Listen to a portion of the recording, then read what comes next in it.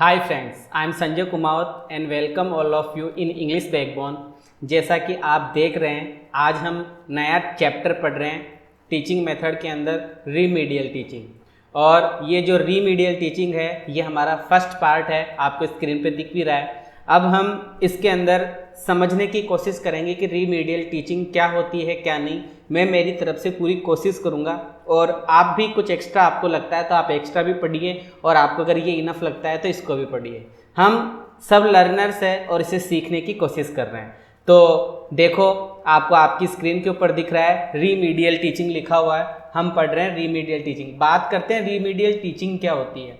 रीमीडियल teaching का मतलब इतना सा ही है, मैं इतना सा कहूँगा कि जैसे कि हमने किसी बच्चे को पढ़ा दिया, किसी क्लास को हमने पढ़ा दिया, उस क्लास में जो बच्चे हैं उन बच्चों में से किसी किसी को थोड़ा बहुत प्रॉब्लम हुई, किसी को समझ में नहीं आया, और समझ में नहीं आया तो हमने इस बात पे गौर करा कि यार ये बच्चा समझ नहीं पा रहा है, इस बच्चे को याद नहीं हो पा रहा है, ये बच्चा अंडरस्टूड नहीं कर पा रहा है, तो इसका क्या कारण है।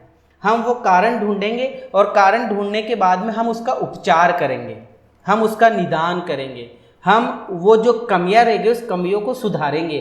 बस यही रीमीडियल टीचिंग होती है। ठीक है, मेडिकल होता है ना, मेडिकल अपन दवाई देते हैं तो मतलब इट्स ए मेडिसिन, ये एक प्रकार की दवाई है। तो देखते हैं रीमीडियल टीचिंग को क्या क्या किस किस नाम से जाना जाता है। तो वही फेमस लाइनों से मैं स्टार्ट करूंगा जो हर एक नोट्स में लिखा हुआ रहता है, फिर अपन कुछ अलग पढ़ने की कोशिश करेंगे। तो देखिए लिखा हुआ है remedial teaching, it is non age, यहाँ पे लिखा हुआ है इट इज नॉन, इसको जाना जाता है। इसको किस किस नाम से जाना जाता है वो हम पढ़ रहे हैं। इसको नाम से जाना जाता है डेवलपमेंटल एजुकेशन, मतलब ये डेवलप करती है एजुकेशन को। रीमीडियल टीचिंग का मतलब है डेवलपमेंट करना, विकास करना, शिक्षा में विकास करना, मतलब इसका दूसरा नाम है रीमीडियल टीचिंग का डेवलपमेंट एजुकेशन।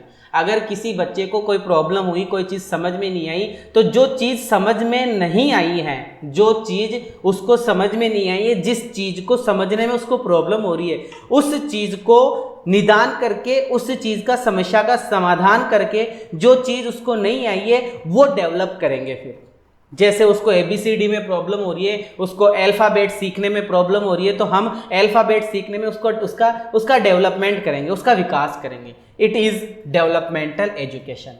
फिर इसका दूसरा नाम है बेसिक स्किल्स एजुकेशन। रीमीडियल टीचिंग का ही दूसरा नाम है बेसिक स्किल्स एजुकेशन। अब बात आती है बेसिक स्किल एजुकेशन क्या होती है। जो हमारे स्किल्स होते हैं, जो हमारे मतलब एबिलिटीज़ होती है एजुकेशन को लेकर, जो हमारे स्किल्स, जो हमारे गुण होते हैं, वो उन गुणों का विकास या उन गुणों की बात ही रीमीडियल टीचिंग में की जाती है। जैसे बेसिक स्किल्स के अंदर क्या क्या आता है, क्रिएटिविटी, बच्चे के अंदर क्रिएटिविटी पैदा की जाती है रीमीडियल टीचिंग में। रीमीडियल टीचिंग में बच्चे के अंदर क्रिएटिविटी, संरचनात्मकता का उसमें विकास किया जाता है, बच्चा क्रिएटिव होने लगता है। इस तरीके से उसको पढ़ाया जाता है रीमीडियल टीचिंग में कि हम मतलब हम टीचर्स, हम सब रीमीडियल टीचर है, माना कि हम सब रीमीडियल टीचर है, और सामने वाला बच्चा थोड़ा सा मतलब डल है, थोड़ा सा उसको समझ में नहीं आ रहा है, तो हम क्या करेंगे, हम उसके अंदर क्रिएशन करने की कोशिश करेंगे, बच्चे को इस तरीके से मोटिवेट करेंगे कि बच्चा खुद क्रिएट करने लग जाएगा। हम बच्चे के अंदर एंथुसियाज्म, जोश का विकास करेंगे, जोश का डेवलपमेंट करेंगे, हम बच्चे का कॉन्फिडेंस बढ़ाएंगे। जब हम रीमीडियल टीचिंग किसी बच्चे को करवाएंगे तो हम उसका कॉन्फिडेंस बढ़ाएंगे, हम उसका डेडिकेशन बढ़ाएंगे। डेडिकेशन का मतलब होता है समर्पण, हम उसका पढ़ाई के प्रति डेडिकेशन बढ़ाएंगे। Conflict resolution, conflict resolution, conflict resolution का मतलब उसको जो कन्फ्लिक्ट आ रहा है उसके मन में, जो मतलब युद्ध चल रहा है कि ये करूँ कि नहीं करूँ, मेरे ये समझ में नहीं आ रहा है, मैं ये नहीं कर पा रहा हूँ, ये जो चीज़ हो रही है इसका वो क्या करता है, रिसोल्यूशन करता है, समाधान करता है। ठीक है, समाधान यहाँ पर आपको देखने को मिलता है। फिर बात आती है ऑर्गेनाइजेशन। ठीक है, ऑर्गेनाइजेशन किया जाता है बच्चा, मतलब रीमीडियल टीचिंग का दूसरा नाम है ऑर्गेनाइजेशन करना। ऑर्गेनाइजेशन का मतलब आप समझते ही हैं। तो ये इस तरीके की बातें हमने इसके अंदर पढ़ी है, तो ये रीमीडियल टीचिंग का नाम है। रीमीडियल टीचिंग को कंपेंसेटरी एजुकेशन भी बोलते हैं।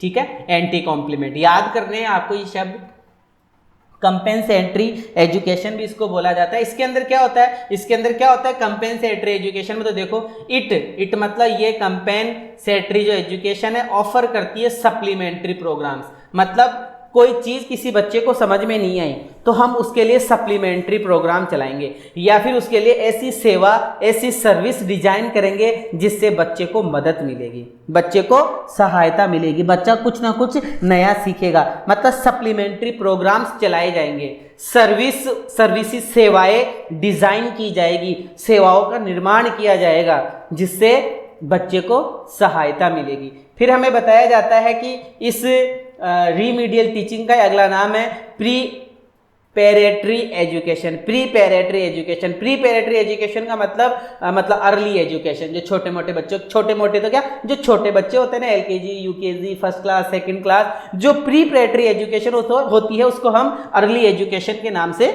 जानते हैं। अब आगे देखते हैं, इसका अगला नाम है एकेडमिक अपग्रेडिंग। एकेडमिक अपग्रेडिंग का मतलब उसकी एकेडमिक स्किल्स सुधारी जा रही है। वही बात है कि उसकी स्कूल की शिक्षा को सुधारा जाता है, वो रीमीडियल टीचिंग कहलाती है। तो हमें यह समझ में आया कि रीमीडियल टीचिंग का नाम डेवलपमेंटल एजुकेशन है, बेसिक स्किल्स एजुकेशन है, फिर है कंपेंसेंट्री एजुकेशन है, इसके बाद में प्रीपैरेटरी एजुकेशन भी बोलते हैं, अर्ली एजुकेशन मतलब ये प्रीपैरेटरी मतलब अर्ली एजुकेशन हो गई, एकेडमिक अपग्रेडिंग भी इसको बोला जाता है। फिर हमारे पास में एक नया पॉइंट है, इसको समझेंगे। ये बोल रहा है कि remedial teaching is a continuous process. तुमसे क्वेश्चन पूछा जा सकता है कि व्हाट इज रीमीडियल टीचिंग, कि remedial teaching is a continuous process, एक लगातार चलने वाली प्रक्रिया है। ठीक है, एक लगातार चलने वाली प्रक्रिया, एक कंटिन्यूअस प्रोसेस। याद रखेंगे आप, remedial teaching is a continuous process, remedial teaching is a continuous process, ये एक कंटिन्यूअस प्रोसेस है। फिर हमें बताया जा रहा है इसके अंदर क्या होता है, इट मतलब रीमीडियल टीचिंग में इन्वॉल्व होता है। रीमीडियल टीचिंग में क्या क्या चीजें होती है, रीमीडियल टीचिंग के अंदर टेस्टिंग होता है, बच्चों का टेस्ट लिया जाता है। रीमीडियल टीचिंग में बच्चों का टेस्ट लिया जाता है, बच्चों को टीच किया जाता है, पढ़ाया जाता है, फिर रीडिंग करवाई जाती है एंड फिर रीटीचिंग करवाई जाती है। मतलब बच्चे का टेस्ट लिया जाता है। मतलब सबसे इंपॉर्टेंट बात यही आ गई कि रीमीडियल टीचिंग की प्रोसेस बताओ कि कंटिन्यूअस प्रोसेस होती है, लेकिन प्रोसेस में सबसे पहले क्या किया जाता है, टेस्टिंग। बच्चे का टेस्ट लिया जाता है, टेस्ट लेने के बाद में टीचिंग करवाई जाती है, टीचिंग करवाने के बाद में रीडिंग करवाई जाती है और रीडिंग करवाने के बाद में रीटीचिंग करवाई जाती है।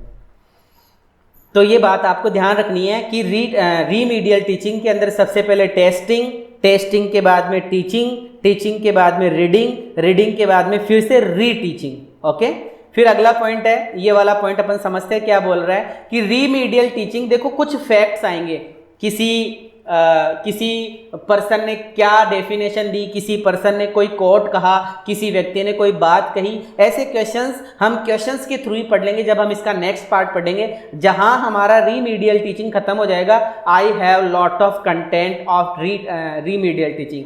मैंने रीमीडियल टीचिंग का बहुत सारा कंटेंट इकट्ठा किया है, सारा कंटेंट हम पढ़ेंगे और वो कंप्लीट कंटेंट होने के बाद में, चाहे वो एक वीडियो में खत्म हो, चाहे वो 5 वीडियो में खत्म हो, उसके लास्ट में अपन क्वेश्चन आंसर करेंगे। तो remedial teaching is actually, रीमीडियल teaching वास्तव में एक ओल्ड, मतलब एक तरीके से ओल्ड प्रोग्राम है। रीमीडियल टीचिंग एक ओल्ड प्रोसेस है। Since good teachers from times immemorial, times immemorial का मतलब होता है पुराने समय से। ठीक है, कि गुड टीचर पुराने समय से, अच्छे अध्यापक पुराने समय से, हैव ट्राइड, उन्होंने कोशिश की है, टू करेक्ट, सही करने की। रीमीडियल टीचिंग एक बहुत पुरानी प्रोसेस है जिसके अंदर अच्छे अध्यापकों ने बहुत पुराने समय से इसको सुधारने की कोशिश की है, रीमीडियल टीचिंग को और बेहतर करने की कोशिश की है। ये बात आपको ध्यान रखनी है। फिर अगला पॉइंट हमें बताया जा रहा है कि remedial teaching is identify, रीमीडियल teaching को पहचाना जाता है। Remedial teaching is identify, रीमीडियल teaching को आइडेंटिफाई किया जाता है, रीमीडियल टीचिंग को पहचाना जाता है। द कॉजेस, क्या पहचान होती है इसमें, क्या पहचाना जाता है, कॉजेस, कारणों को, एंड प्रोसेस ऑफ इम्प्रूवमेंट को, और डायग्नोसिस को। डायग्नोसिस का मतलब इवेल्युएशन होता है, इवेल्युएशन का मतलब मूल्यांकन होता है ऑफ एन अंडर अचीवर, एक लर्नर के रूप में। तो देखो, रीमीडियल टीचिंग इज आइडेंटिफाई, रीमीडियल टीचिंग को पहचाना जाता है। द कॉजेस, रीमीडियल टीचिंग में कारण ढूंढे जाते हैं। सुनना ढंग से, रीमीडियल टीचिंग में क्या क्या होता है, रीमीडियल टीचिंग में कॉजेज, कारण ढूंढे जाते हैं। प्रोसेस ऑफ इम्प्रूवमेंट, इम्प्रूवमेंट की प्रोसेस की जाती है कि बच्चे के अंदर इम्प्रूवमेंट कैसे हो, उसकी जो प्रोसेस होती है वो रिमीडियल टीचिंग होती है कि बच्चे के अंदर विकास कैसे हो, बच्चे का इम्प्रूवमेंट कैसे हो, उसकी जो प्रोसेस होती है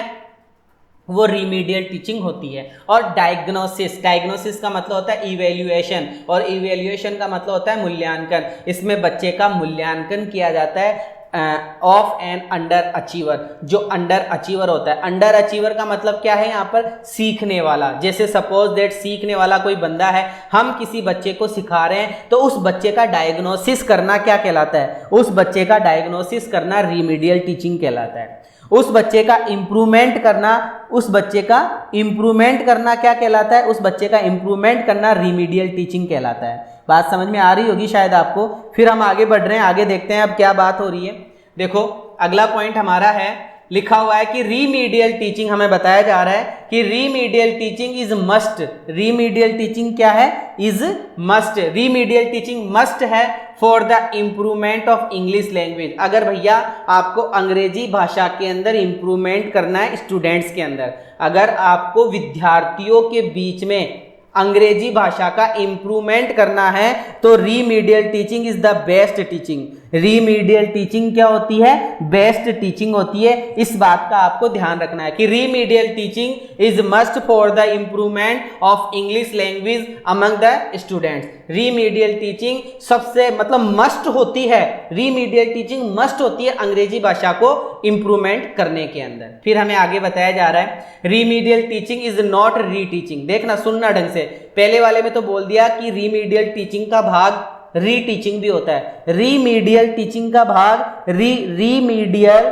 टीचिंग का भाग जो रीमीडियल होती है, रीमीडियल जो है, रीमीडियल टीचिंग जो है इज नॉट री टीचिंग। री टीचिंग नहीं है, हमें बताया जा रहा है कि ये पुनः पढ़ाना नहीं होता, ऐसा हमें इस भाषा में कहा जा रहा है। लेकिन रीमीडियल टीचिंग का एक भाग री टीचिंग भी होता है। आगे चल रहे हैं, अगला पॉइंट हमें क्या बताया जा रहा है, इस चीज को पढ़ेंगे, सुनना कि ए रीमीडियल टीचर, जो एक रीमीडियल टीचर होता है, जो एक रीमीडियल टीचर का जो अध्यापक, मतलब एक रीमीडियल टीचिंग का जो अध्यापक होता है, शुड हैव ए मेंटेलिटी, उसकी एक मेंटेलिटी होनी चाहिए, उसके दिमाग में एक बात फिक्स होनी चाहिए, लाइक ए डॉक्टर, एक डॉक्टर के समान। मतलब जो रीमीडियल टीचर होता है वो एक डॉक्टर के समान होता है। जो रीमीडियल टीचर होता है वो एक डॉक्टर के समान होता है। उसको अपने मन के अंदर, उसके दिमाग के अंदर एक परसेप्शन रखनी चाहिए, एक आइडिया, एक सोच रखनी चाहिए। क्या रखनी चाहिए कि हु हैज लव, उसमें बताया जा रहा है जिस प्रकार रीमीडियल टीचर, हमें बताया जा रहा है कि रीमीडियल टीचर हैज लव। रीमीडियल मतलब जैसे doctor has love and care for his patient, जिस प्रकार एक डॉक्टर अपने पेशेंट को लव करता है, अपने पेशेंट्स की केयर करता है, उसी प्रकार से ए रीमीडियल टीचर शुड हैव लव, प्रेम करना चाहिए, केयर करनी चाहिए फॉर हिज स्टूडेंट। सीधी सी शब्दों में अगर मैं कहूं तो इतना ही बताया गया है कि जिस प्रकार एक डॉक्टर अपने पेशेंट्स का इलाज करता है, उसका ध्यान रखता है, उसकी केयर करता है, बड़ा अच्छे तरीके से, बड़े अच्छे स्वभाव में उसके साथ में बिहेव करता है, उसी प्रकार से एक रीमीडियल टीचर को भी अपने स्टूडेंट्स के साथ में बड़ा लव रखना चाहिए, बच्चों की केयर करनी चाहिए, और बच्चों को क्या समझ में नहीं आया उस चीज को रीमीडियल टीचर को बड़े अच्छे तरीके से स्टूडेंट्स को समझाना चाहिए। फिर हमें बताया जा रहा है रीमीडियल टीचिंग असिस्ट करती है, सहायता करती है। रीमीडियल टीचिंग हेल्प करती है स्टूडेंट्स की टू अचीव एक्सपेक्टेड कंपेटेंसीज। कंपेटेंसीज का मतलब हो गया इफिशियंसी, और इफिशियंसी का मतलब एक तरीके से एबिलिटी।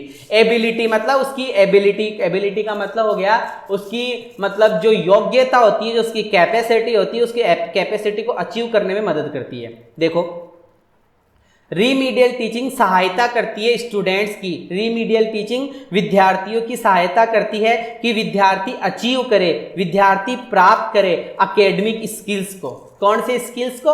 एकेडमिक स्किल्स को प्राप्त करे और कंपेटेंसीज को प्राप्त करे। कंपेटेंसीज का मतलब हो गया इफिशियंसीज, इफिशियंसीज का मतलब हो गया एबिलिटी। मतलब बच्चे के अंदर जो एबिलिटी है किसी भी चीज को प्राप्त करने की, एकेडमिक स्किल्स को प्राप्त करने की जो उसकी एबिलिटी है, उस एबिलिटी को अचीव कैसे करे, ये रीमीडियल टीचिंग वाला जो टीचर होता है वो विद्यार्थियों की सहायता करता है। अब बात आ रही है सर एकेडमिक स्किल्स क्या होती है? यहां एकेडमिक स्किल्स के लिए कहा गया है सच एज, जैसे कि लिटरेसी।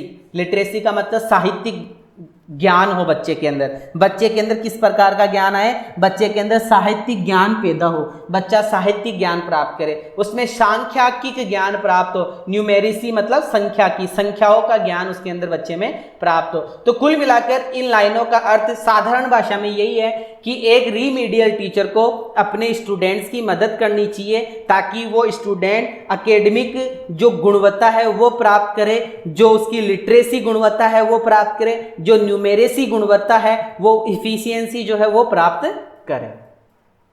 अब अपन बात करेंगे एक एक पॉइंट। बहुत अच्छा ये मुझे कंटेंट मिला था नेट से, मैंने इसको लिया और समझा और फिर मैंने इसको मॉडिफाई करके आपके सामने प्रेजेंटेशन में कर रहा हूं। तो देखिए क्या बोला जा रहा है। सबसे पहले हम पढ़ेंगे बच्चों लर्नर्स, सबसे पहले हम पढ़ेंगे लर्निंग डिफिकल्टीज। बच्चों के अंदर क्या क्या डिफिकल्टीज होती है। हालांकि डिफिकल्टीज के मुझे बहुत सारा कंटेंट मिला है, जैसे डायक्लेसियर, कैलकुलेसियर, बहुत सारी बातें हैं, अपन को बहुत कुछ पढ़ना है। लेकिन पहले एक बार ये मैटर खत्म हो जाए, फिर मेरा दूसरा कंटेंट खत्म हो जाए, फिर तीसरा कंटेंट खत्म हो जाए, और जब सारे कंटेंट खत्म हो जाएंगे तो रीमीडियल टीचिंग जो होती है वो दिमाग में घुस जाएगी कि रीमीडियल टीचिंग हकीकत में होती क्या है। बस आप पढ़ते रहिए ठंडे दिमाग से और पूरे वीडियोस देखना। ये पहला पार्ट है, सेकंड भी आएगा, थर्ड भी आएगा, फोर्थ भी आएगा, फिफ्थ भी आएगा। जैसे हमने कौन सा चैप्टर था वो फेलेसी वाला, जिसको हमने इन्फ्रेंस के नाम से जाना था, 8 वीडियोस के बने हैं, तो हो सकता है 8 इसके भी बन जाए। तो देखो क्या लिखा हुआ लर्निंग डिफिकल्टीज में क्या क्या आता है। IRTP की फुल फॉर्म पूछी जा सकती है आपको। IRTP की full form intensive remedial teaching programme.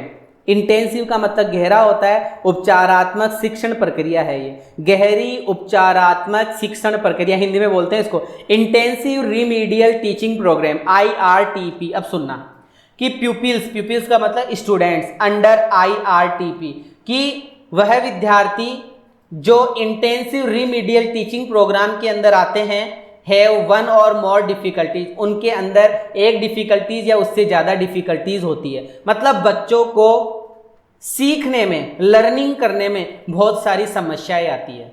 बच्चों को, कुछ बच्चे ऐसे होते हैं जिनको सीखने में बहुत ज्यादा समस्याएं आती है, बस उन्हीं समस्याओं की चर्चा करनी है, उन्हीं डिफिकल्टीज की हमें चर्चा करनी है कि लर्निंग के अंदर क्या क्या डिफिकल्टीज आती है बच्चों को, उसकी हमें बात करनी है। लर्निंग के अंदर क्या क्या बात कर रहे हैं अपन कि लर्निंग के अंदर बच्चों को क्या क्या समस्याएं आती है, उनकी बात कर रहे हैं। पहला पॉइंट है पुअर मेमोरी। ये तो सबसे गजब पॉइंट है और ये शायद हमारे जीवन में, मैं सबकी बात नहीं कर रहा, मैं मेरी बात बता देता हूं कि हमारे जीवन के अंदर ये प्रॉब्लम तो आई है कि यार याद नहीं होता, साला कितना पढ़ता हूं लेकिन याद नहीं होता।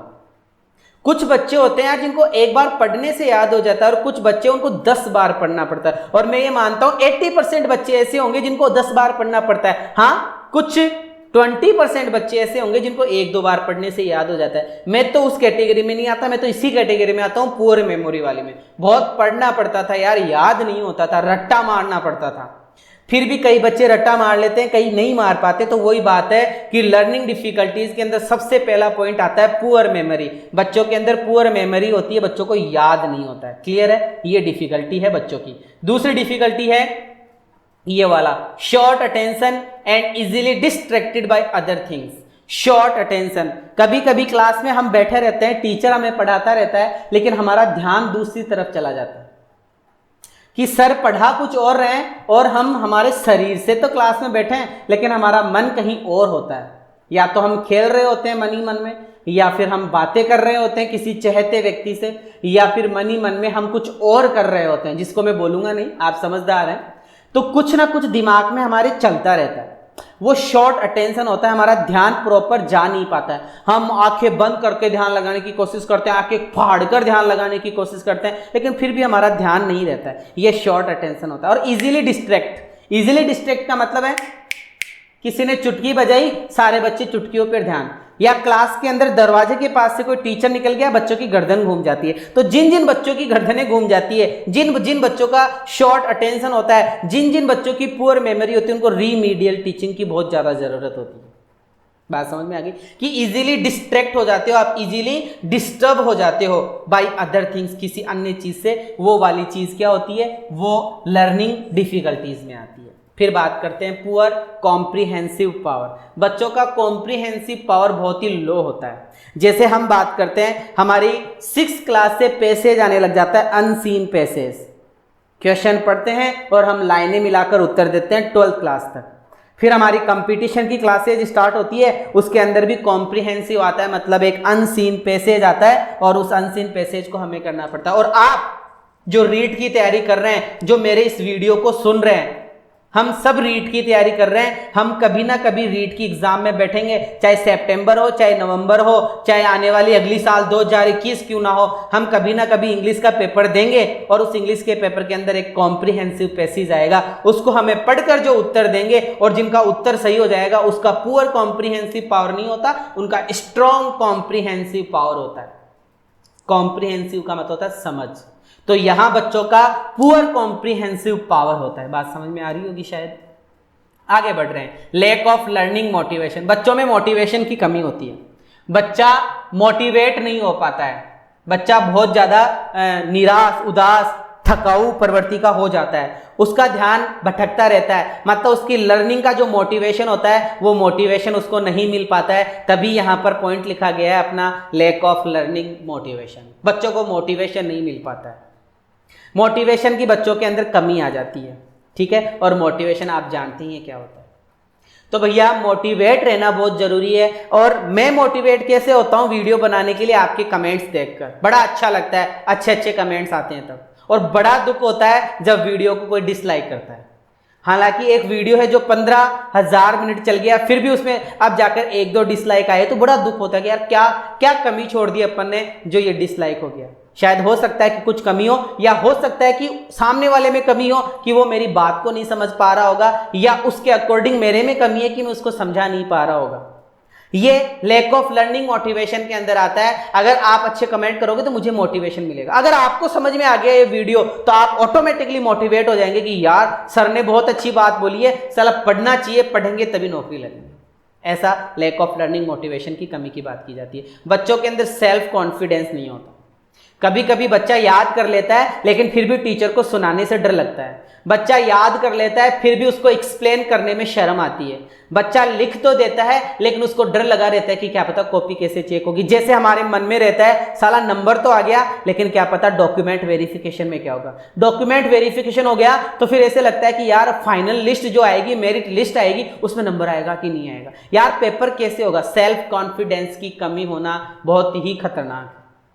हमें 4 ऑप्शन दिए जाते हैं, हमें आते हुए भी गलत होता है, सेल्फ कॉन्फिडेंस की कमी होती है। लेकिन मैं इतने ऊंचे स्तर की बात नहीं कर रहा, हमें तो बच्चों को पढ़ाना है और बच्चों को पढ़ाना है तो रीमीडियल टीचिंग के बारे में हम सीख रहे हैं। तो इसमें यही है कि छोटे छोटे बच्चों को सेल्फ कॉन्फिडेंस नहीं आ पाता, ठीक है, आत्मविश्वास की उनमें कमी होती है।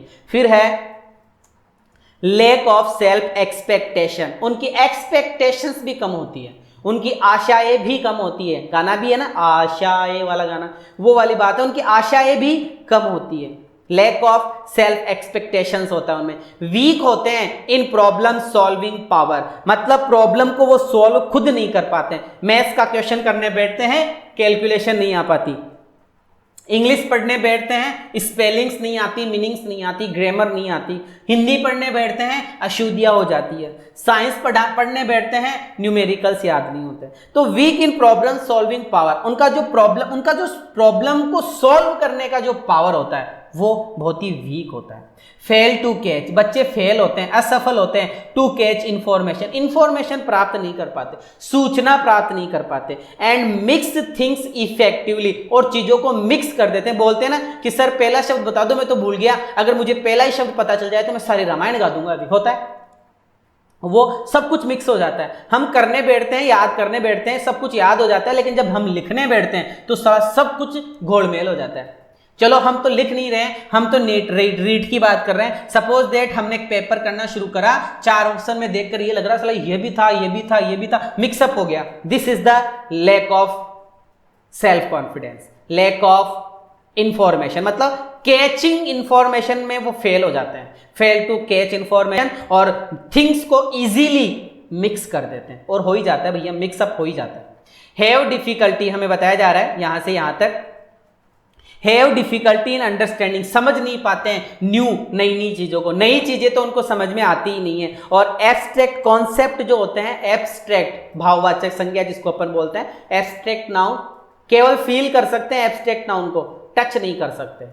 तो have difficulty in understanding new and abstract concept, जो एब्स्ट्रैक्ट कॉन्सेप्ट होते हैं, जो भाववाचक संज्ञा वाले जो कॉन्सेप्ट होते हैं, जो तथ्य होते हैं, जो बातें होती है, जो नॉलेज होता है, वो जो नई नई बातें, नया नया जो ज्ञान होता है, उस ज्ञान को समझने में वो डिफिकल्टी पाते हैं। Have difficulty in understanding, have difficulty in understanding, उनको अंडरस्टैंडिंग में बहुत ज्यादा प्रॉब्लम होती है। बात समझ में आ रही है? फिर आगे चलते हैं, अगला पॉइंट बोल रहा है कि fail to transfer knowledge to the related learning areas. बहुत अच्छा पॉइंट है, कभी भी वो रिलेट नहीं कर पाते चीजों को, कभी भी चीजों को रिलेट नहीं कर पाते। चीजों को रिलेट कैसे नहीं कर पाते? मतलब पूर्व ज्ञान को नए ज्ञान से जोड़ नहीं पाते, पूर्व ज्ञान को नए ज्ञान से जोड़ नहीं पाते हैं।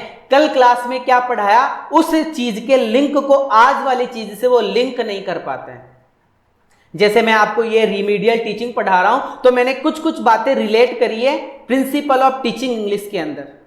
मैंने सबसे पहले पॉइंट आपको ऐसे बोला कि सबसे पहले मैंने चुनाव किया है, सिलेक्ट किया है ये मटेरियल। सिलेक्ट कहां से किया? नेट से सिलेक्ट किया, किस किताबों में से मैटर सिलेक्ट किया, कुछ कहीं से पढ़ा हुआ था उसको सिलेक्ट किया। सिलेक्ट करने के बाद में मैंने मेरे हिसाब से इस मैटर को ग्रेड किया है, ग्रेडिंग करी है, और ग्रेड करने के बाद में और अब जाकर मैं इसको प्रेजेंट कर रहा हूं, और प्रेजेंट करने के बाद में कभी ना कभी इसका टेस्ट लूंगा।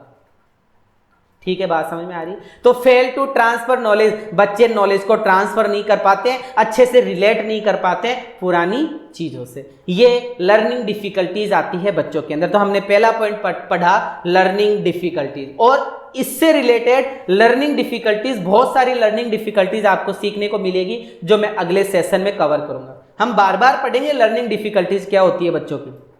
ठीक है, बच्चों को कैलकुलेशन में प्रॉब्लम होती है, बच्चों को समझने में प्रॉब्लम होती है, बच्चों को बोलने में प्रॉब्लम होती है, बच्चों को लिखने में प्रॉब्लम होती है, बच्चों को सुनने में प्रॉब्लम होती है, बच्चों को साउंड की प्रॉब्लम होती है, बच्चों को राइटिंग की प्रॉब्लम होती है, बच्चा इजीली डिस्ट्रैक्ट हो जाता है, बच्चा मतलब बातों को रिलेट नहीं कर पाता है, वो समझ नहीं पाता है, सेल्फ कॉन्फिडेंस की कमी होती है। दुनिया भर में ए लॉट ऑफ प्रॉब्लम्स है भाई, ए लॉट ऑफ डिफिकल्टीज है लर्निंग के अंदर, बहुत ज़्यादा समस्या है। अब तो समझ जाओ यार, इतना बोल गया।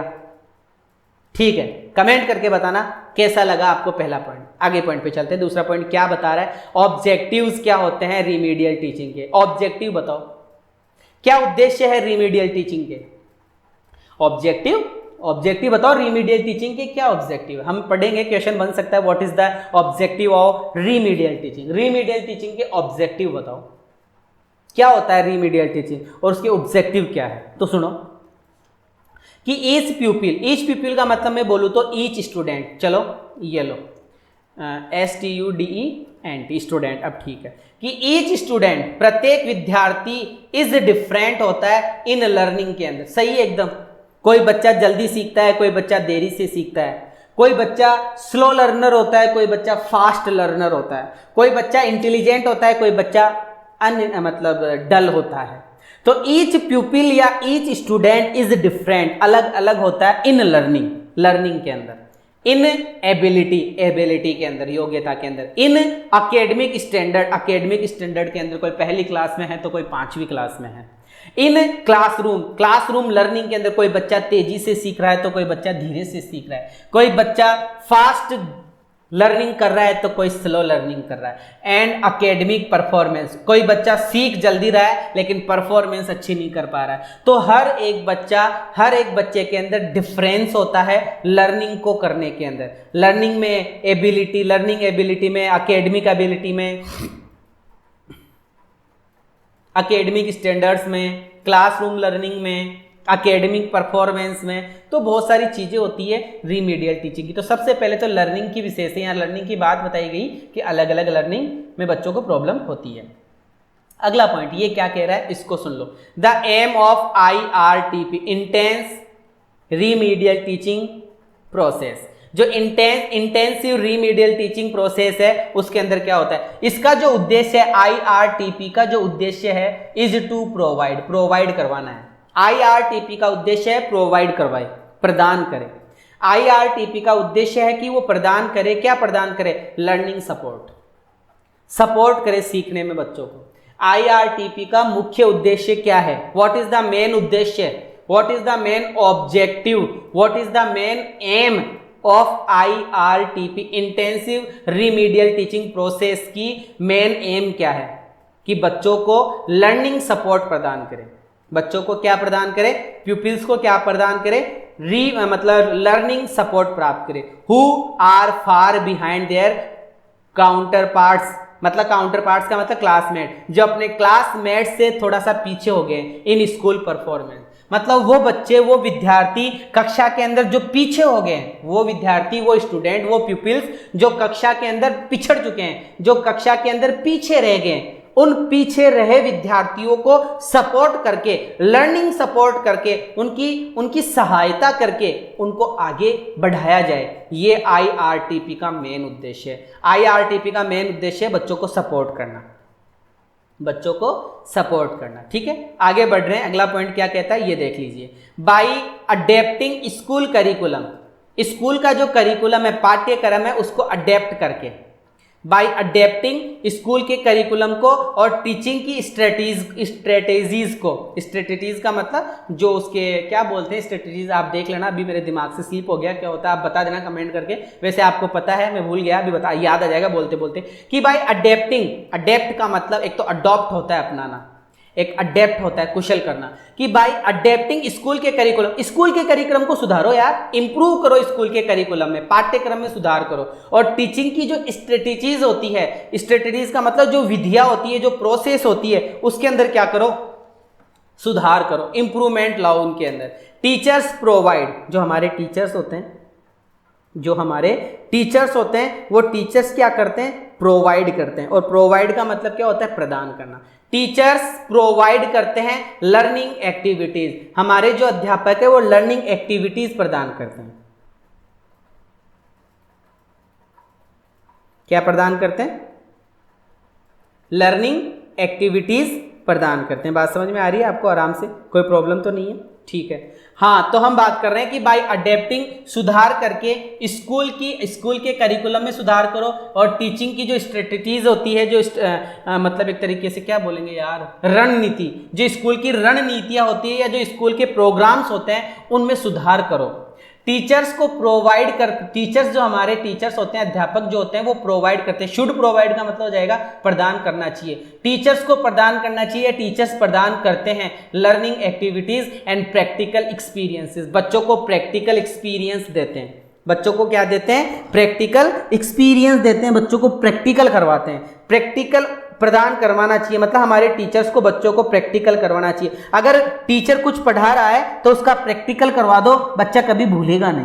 Practically knowledge is better than relative, मतलब एक bookish knowledge you can say, ठीक है। बुकिश नॉलेज से बढ़िया अपना प्रैक्टिकल एक्सपीरियंस होता है। तो यहाँ यही बात की गई है कि टीचर्स मतलब विद्यार्थी, जो अपने अध्यापक होते हैं, रिमीडियल टीचर्स जो होते हैं, वो प्रोवाइड करते हैं, वो प्रदान करते हैं लर्निंग एक्टिविटीज और practical experiences to the student, उन्हीं विद्यार्थियों को, according to their abilities and need, मतलब बच्चों की आवश्यकताओं के अनुसार, बच्चों की एबिलिटीज के अनुसार, बच्चों की आवश्यकताओं के अनुसार, बच्चे की एबिलिटीज के अनुसार बच्चों को प्रैक्टिकल एक्सपीरियंस दिया जाता है, लर्निंग एक्टिविटीज करवाई जाती है उन्हीं टीचर्स के माध्यम से। क्लियर है, ये एम है IRTP का, ये उद्देश्य है IRTP का, ये उद्देश्य है रीमीडियल टीचिंग का। अगला पॉइंट हमारा देखते हैं हम क्या लिखा हुआ है। हमारा अगला पॉइंट हमें दिख रहा है, लिखा हुआ है कि ओहो काफी बड़ा है, पहले यहाँ से एक बार देख लेते हैं, एक बार इसको मैं थोड़ा, अब ठीक है। अब देखो, टीचर्स मतलब हमारे अध्यापकों को डिजाइन करना चाहिए। डिजाइन का मतलब मतलब एक तरीके से बनाना चाहिए। टीचर्स को बनाना चाहिए इंडिविजुअलाइज्ड, टीचर है ना डिजाइन करता है इंडिविजुअलाइज्ड, व्यक्तिगत एक एक एजुकेशनल प्रोग्राम बनाता है। टीचर जो होता है रीमीडियल जो टीचर होता है वो एक प्रोग्राम बनाता है विद इंटेंसिव रीमीडियल सपोर्ट, गहरा रीमीडियल सपोर्ट करने के लिए, टू हेल्प मतलब सहायता करने के लिए, पीपल्स मतलब विद्यार्थियों की। अब सीधी सी इन 3 लाइनों का या 3.25 लाइनों का जो अर्थ वो इतना ही है कि हमारा जो अध्यापक है वो एक रूल बनाता है, एक प्रोग्राम बनाता है विद्यार्थियों को सपोर्ट करने के लिए, विद्यार्थियों को इंटेंसिव रीमीडियल सपोर्ट करने के लिए एक इंडिविजुअलाइज्ड का मतलब क्या, एक व्यक्तिगत एजुकेशनल प्रोग्राम का निर्माण करता है। और किस किस तरीके से क्या क्या हमारा टीचर करता है तो वो देख लीजिए वो क्या क्या करता है। यहां से स्टार्ट करते हैं। कंसोलिडेट करता है, सबसे पहले तो स्ट्रॉन्ग करता है their basic knowledge in different subject. भैया टीचर का काम यही हो जाता है, अगर उसको अपने बच्चे में इंप्रूवमेंट करना है तो बच्चे का बेसिक नॉलेज बढ़ाना शुरू करता है। कंसोलिडेट करता है देयर बेसिक नॉलेज को, उनका जो बेसिक नॉलेज होता है, जो उनका मतलब आधारशील जो ज्ञान होता है इन डिफरेंट सब्जेक्ट्स में उनको इंप्रूव करता है। जैसे हम रीमीडियल टीचर, हम सब टीचर बनने वाले हैं और एक ना एक दिन हमारा नंबर जरूर आएगा और हम एक ना एक दिन अध्यापक, सरकारी अध्यापक बनेंगे। प्राइवेट अध्यापक तो अभी तक सब हैं, लेकिन सरकारी अध्यापक हम जरूर बनेंगे। हम तैयारी कर रहे हैं नीट की तो हम जरूर बनेंगे, ठीक है ना। बी कॉन्फिडेंट, होगा साला सिलेक्शन, कैसे नहीं होगा, होगा। तो consolidate their basic knowledge in different subject. भैया डिफरेंट सब्जेक्ट में तो हम तो एक ही सब्जेक्ट के टीचर है, हम तो इंग्लिश के टीचर है, हम तो मैथ्स के टीचर है, हम तो सोशियोलॉजी के ही टीचर है, हम तो साइंस के टीचर है। हम बच्चे की साइंस सुधारेंगे, हम बच्चे का बेसिक नॉलेज इंग्लिश का इंप्रूवमेंट करेंगे, हम मैथ्स के अंदर जो बेसिक चीजें हैं वो इंप्रूवमेंट करेंगे। ये एक रीमीडियल टीचर की प्रोसेस होती है कि वो बेसिक नॉलेज बच्चों का बढ़ाना शुरू करता है। फिर हमें बताया जाता है मास्टर द लर्निंग मेथड्स। हमारा टीचर मास्टर बन जाता है लर्निंग मेथड्स का, मतलब अच्छे मेथड्स का यूज करना चाहिए। क्या उद्देश्य है रीमीडियल टीचिंग का, कि रीमीडियल टीचिंग का उद्देश्य है कि मास्टरी कर लो लर्निंग मेथड्स के अंदर। अलग अलग प्रोसेस से बच्चों को समझाओ, अलग अलग तरीके से बच्चों को पढ़ाओ। बच्चों को एन केन प्रकारेण समझ में आना ही चाहिए, ऐसा बच्चों को पढ़ाओ। स्ट्रेंथन देयर कॉन्फिडेंस, बच्चों का जो कॉन्फिडेंस है उस कॉन्फिडेंस को हाई करो, बच्चों का कॉन्फिडेंस बढ़ाओ। और एक बार बच्चे के अंदर कॉन्फिडेंस पैदा हो गया तो बस फिर सारा आपका काम खत्म, बच्चा खुद कर लेगा। तो स्ट्रेंथन देयर कॉन्फिडेंस, बच्चों का कॉन्फिडेंस बढ़ाओ। इनहांस, बढ़ाओ द इफेक्टिवनेस ऑफ लर्निंग, आपकी जो मतलब टीचिंग करने की जो प्रोसेस है उसको इतना इफेक्टिव करो कि बच्चा इफेक्टिवली लर्न करे। इनहांस, बढ़ा दो इफेक्टिवनेस, आपका इफेक्ट, प्रभावशीलता बढ़ा दो लर्निंग की, मतलब सीखने की प्रभावशीलता बढ़ा दो। सीखने की प्रभाव मतलब बच्चे के अंदर इस तरीके से गुण पैदा कर दो, अंदर ही अंदर ऐसा जोश पैदा कर दो कि बच्चा खुद सीखने लग जाए। उसमें आग लगा दो। बच्चे में आग नहीं लगानी है, सीख लगा दी गई बच्चे के अंदर आग पैदा कर दो, उसके मन में ऐसा जुनून पैदा कर दो कि वो सीखने पर उतारू हो जाए। जैसे तुम्हें सीखना ही है रीमीडियल टीचिंग, और ये बंदा वो ही वीडियो देख रहा होगा जिसको रीमीडियल टीचिंग में कहीं ना कहीं कोई ना कोई प्रॉब्लम होगी, और शायद मेरी बातें आप पर असर कर जाए। बात समझ में आ रही होगी शायद आपको, कमेंट करके बताना, अच्छा लगेगा मेरे को। चलो आगे बढ़ते हैं। अगला जो पॉइंट है, इस पॉइंट में क्या क्या पॉइंट आ रहे हैं वो पढ़ते हैं कि टीचर्स शुड प्रोवाइड, टीचर्स को प्रोवाइड करवाना चाहिए, टीचर्स को, अध्यापकों को प्रोवाइड करवाना चाहिए systematic training to develop pupils generic skills. मतलब जो प्यूपिल है, जो स्टूडेंट है, उसकी जो जेनेरिक स्किल्स है, जो उसकी कॉमन जो स्किल्स है, स्किल्स अभी बात करी थी ना अपन ने, कॉन्फिडेंस हुआ, ठीक है, अंडरस्टैंडिंग पावर हुआ, एकेडमिक क्वालिटी हुई, ये सब चीजें तो टीचर को प्रोवाइड करवाना चाहिए सिस्टेमेटिक ट्रेनिंग। मतलब अध्यापक को एक सिस्टेमेटिक तरीके से, एक अच्छे तरीके से ट्रेनिंग प्रदान करनी चाहिए टू डेवलप करने के लिए, विकास करने के लिए। मतलब बच्चे की स्किल पैदा करने के लिए, बच्चे का जो कौशल है, बच्चे का जो गुण है, उस गुण को पैदा करने के लिए एक टीचर को सिस्टेमेटिक ट्रेनिंग डेवलप करनी चाहिए, सिस्टेमेटिक तरीके से बच्चे को पढ़ाना चाहिए। और वो क्या क्या चीजें डेवलप करनी चाहिए, कौन कौन सी वो उसकी स्किल्स है, उन स्किल्स को उसका निर्माण करना चाहिए। मतलब कैसी कैसी स्किल्स का बच्चे के अंदर निर्माण करना चाहिए। इंटरपर्सनल रिलेशनशिप, ये क्वालिटी होती है हर एक बच्चे में, बस ये आपको जगानी होती है मन के अंदर। बच्चे की जो इंटरपर्सनल रिलेशनशिप है, जो उसका संबंध है इंटरपर्सनल, एक तो पर्सनल होता है व्यक्तिगत और गैर व्यक्तिगत, मतलब हर किसी व्यक्ति से वो घुल मिल जाए, ऐसा इंटरपर्सनल रिलेशनशिप वाली जो स्किल है, ये स्किल बच्चे के अंदर पैदा। क्वेश्चन ये भी पूछा जा सकता है कि what is the generic skills of a student. एक विद्यार्थी की जेनरिक स्किल्स क्या क्या होती है? इंटरपर्सनल रिलेशनशिप, कम्युनिकेशन, बातचीत करना बच्चे को आना चाहिए। कई कई स्टूडेंट्स ऐसे होते हैं जिनके मन में सम्मान तो खूब होता है टीचर्स के लिए, लेकिन उनको बोलना नहीं आता। कम्युनिकेशन पावर बड़ी गलत, बड़ी बेढंगी, बेतुकी होती है। इंटर पर्सनल रिलेशनशिप का विकास करना चाहिए बच्चे के अंदर, कम्युनिकेशन का विकास होना चाहिए बच्चे के अंदर, प्रॉब्लम सॉल्विंग आनी चाहिए, बच्चा अपनी प्रॉब्लम को खुद सॉल्व कर ले, ऐसा स्किल बच्चे के अंदर पैदा करना चाहिए टीचर को। सेल्फ मैनेजमेंट, अपना मैनेजमेंट खुद कर ले, अपनी व्यवस्था खुद बना ले। किसी क्लास में बच्चा गया, जगह नहीं मिल पा रही है, टीचर को जाके बोलेगा, रोने लग जाएगा, कई अड़म धड़म बातें। लेकिन कई बच्चे ऐसे होते हैं बेटे खुद जगह करके बैठ जाते हैं, चल किसी को उधर बैठना है, मेरे को भी। होता है कि नहीं होता? आपने भी किया होगा या आपके साथ हुआ होगा। सेल्फ मैनेजमेंट कर लेता है, सेल्फ लर्निंग। और कई बच्चे ऐसे होते हैं खुद ही सीखते रहते हैं, तो ये खुद ही सीखने का गुण बच्चों में पैदा करो। खुद ही सीखने का जो गुण होता है, ये गुण बच्चों के अंदर पैदा करो। सेल्फ लर्निंग का पावर बच्चों के अंदर बढ़ाओ। फिर हमें बताया जा रहा है इंडिपेंडेंट थिंकिंग, बच्चे की थिंकिंग इंडिपेंडेंट हो जाए, इस तरीके से उसमें विकास करो। स्वतंत्र, डिपेंडेंट निर्भर, इंडिपेंडेंट स्वतंत्र, एक तरीके से स्वतंत्र थिंकिंग हो उसकी, फ्री थिंकिंग हो, अनस्नेयर थिंकिंग हो, अनकेज्ड थिंकिंग हो, इंडिपेंडेंट उसकी थिंकिंग हो। बच्चे के अंदर क्रिएटिविटी हो, बच्चा क्रिएटिव बने।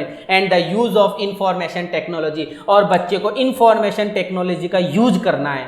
आजकल आप जानते हैं कि सब ऑनलाइन टीचिंग करवाने की कोशिश कर रहे हैं, और हमारे छोटे बच्चों को भी ऑनलाइन क्लास देने की कोशिश कर रहे हैं।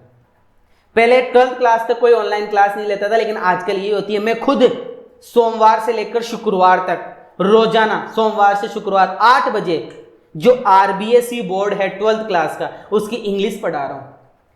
मैंने 2 पोएम करवा दी, तीसरी पोएम चल रही है। तो आप में जो भी, आप में से कोई भी बंदा वीडियो देख रहा है और आपके रिलेशन में, आपके आस पड़ोस में, आपके खुद के परिवार में आपका छोटा भाई बहन इधर उधर कोई भी अगर 12th क्लास में है, तो उसको मेरी वीडियो जो लाइव क्लास में आता हूं 8 बजे, रोजाना 8 बजे, केवल शनिवार और रविवार को छोड़कर, शनिवार और रविवार को उनको रिवीजन करने का टाइम मिले, 8 बजे आप बच्चों को खुद लाओ, बच्चों को बहुत इंप्रूवमेंट होगा, बच्चा सीखेगा। मतलब रोजाना 2021 की जो एग्जाम होगी कभी भी हो, उसकी तैयारी में अभी से करवा रहा हूं, फ्री ऑफ कॉस्ट, कोई उसका चार्ज नहीं ले रहा। तो आप बच्चों को मोटिवेट करो कि बच्चा कोई ना कोई इधर उधर पड़ोस में, इधर उधर रिलेशन में, मौसी के यहाँ, चाची के यहाँ, ताऊ के यहाँ, रिलेशन में कहीं भी, ससुराल में, पीहर में, कहीं भी XYZ कहीं भी हो, 12th क्लास का बच्चा, उसको आप मेरी क्लास में भेजो। तो the use of information technology, बच्चे को इंफॉर्मेशन टेक्नोलॉजी का यूज करना आना चाहिए, उसकी बात हम कर रहे हैं। फिर इसके बाद में अपन बात करते हैं कि आपको पता है, हम आगे वाले पॉइंट पर पढ़ रहे हैं। आगे वाला पॉइंट देखते हैं क्या है। लिखा हुआ है सच ट्रेनिंग्स, हमारे पास, हमारे मतलब यहां पर लिखा हुआ है कि सच ट्रेनिंग्स, ये जो ट्रेनिंग्स है, कैन मेक द फाउंडेशन।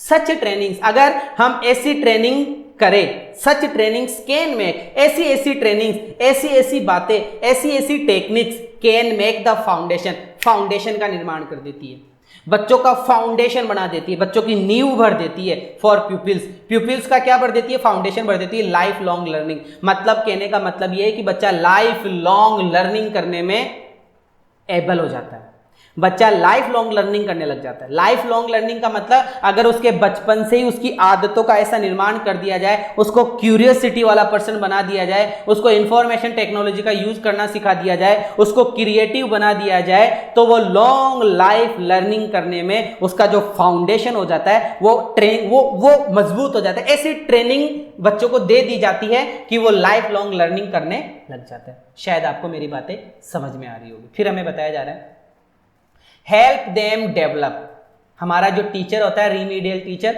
वो हेल्प करता है। रीमीडियल टीचर हेल्प मतलब रीमीडियल टीचिंग क्या करती है कि रीमीडियल टीचिंग हेल्प करती है दे मतलब उन बच्चों की डेवलप करने में पॉजिटिव एटीट्यूड, बच्चों का पॉजिटिव एटीट्यूड हो जाता है।